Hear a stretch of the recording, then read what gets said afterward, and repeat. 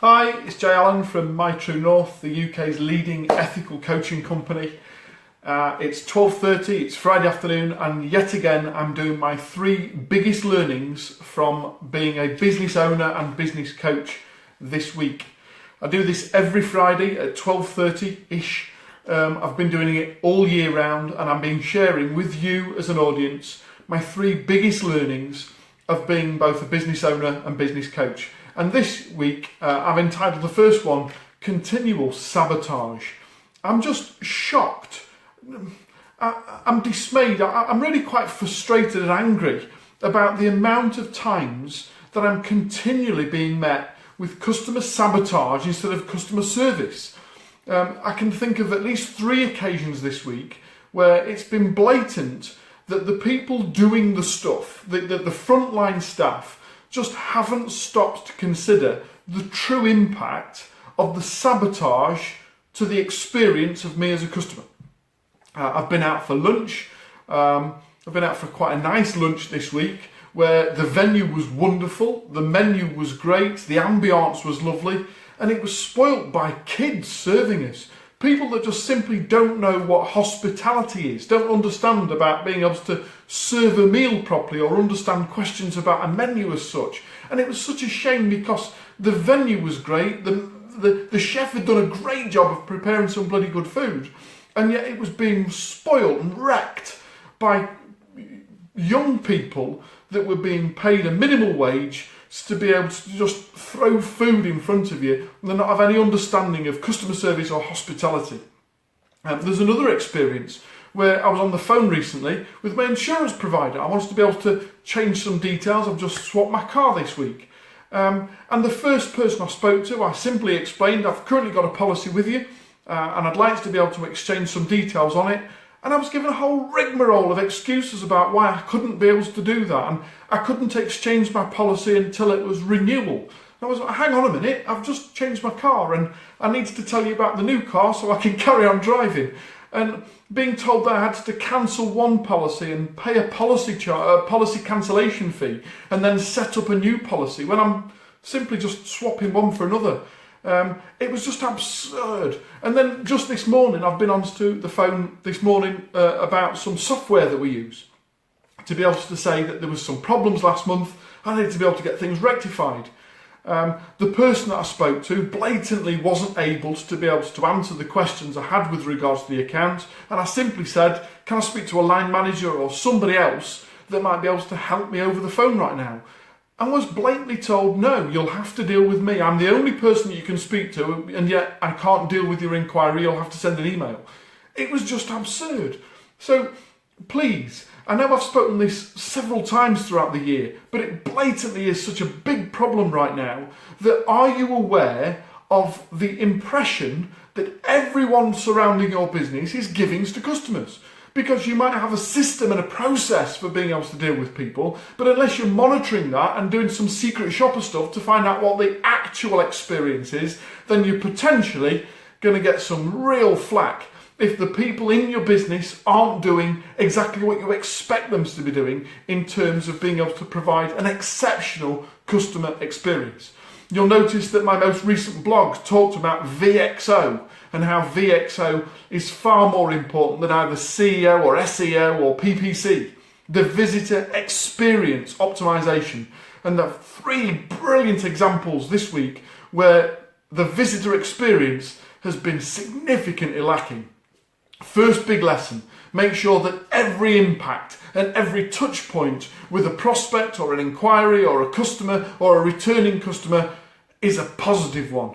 Because my God, bad news travels a lot quicker than good news these days. My second biggest lesson I've called Geo-boundaries. And what I mean by that is, are you looking outside of the local populace at the opportunities for you as a business owner? You see, there are too many small business owners that still have the small business owner mindset. They still have this concept of, well, I want to work within a 10 to 15 minute radius of where I live. I understand that. But I'm just putting out to you that your competition, I've already grasped the fact that 27 years ago, The world was gifted this thing called the World Wide Web. It's how we're communicating right now. And I don't care whether you're 5 miles down the road or 5,500 miles over the sea. The simple fact is that if you create boundaries, geographical boundaries, to where you're able or willing to operate, then you're already cutting your nose off to spite your face and preventing the opportunity of loads and loads and loads of other business that you might otherwise attract. I'll give you another example. Like I mentioned, I've just recently swapped my car. My previous car will go back this weekend, and I've just purchased a new vehicle. However, rather than doing a search to say, where's my local dealer, I've done the nation's search to find out as to where's the right deal to be able to find the car that I wanted. And on Tuesday this week, the taxi picked me up outside at about 5 in the morning in order for me to be able to get to Manchester Airport for 6 o'clock in the morning, in order for me to be able to fly to Aberdeen in order for me to be able to go and buy the car.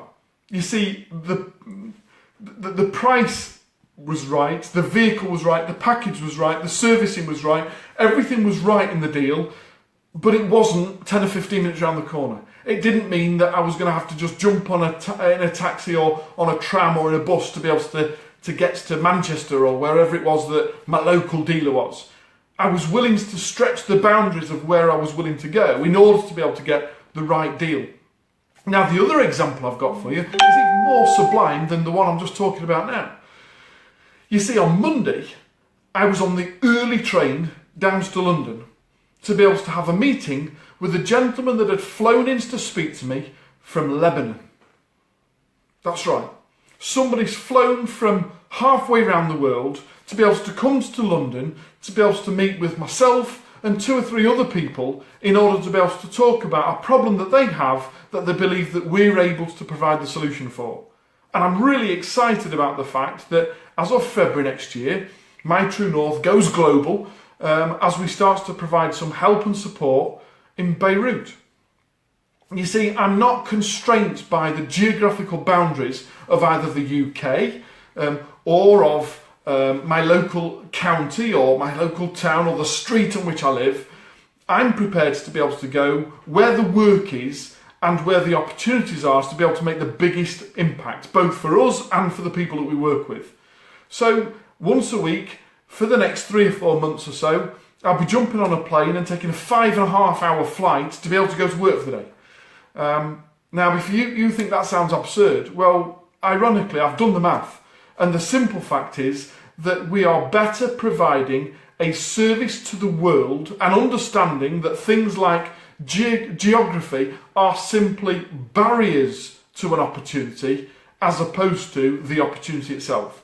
Your second biggest learning from My True North this week is please stop putting geographical boundaries as a preventative for the growth and scale of you and your business. Second big learning there. And the third biggest learning this week is about collaboration. You see, I'm a firm believer that whatever it is that you've done right now has simply got you to where you are right now. And if where you are right now isn't where you want to be eventually, if this isn't success, then perhaps you probably need some help and support to be able to get you from where you've gone to where you are to where you want to be. There's a lovely expression, the things that you've done so far have got you to where you want to be. If you want to be somewhere else, you've got to be willing to do something else, and that probably involves other people helping you to achieve it. It's the whole basis of what My True North does. We work collaboratively with business owners to be able to help them come together and all grow significantly as a result of the collaboration that happens within our masterminds. And again, the opportunity for us to be able to go international and work in Beirut has come about through a collaboration with other people that collectively have said, I know that as a team we can provide the full solution.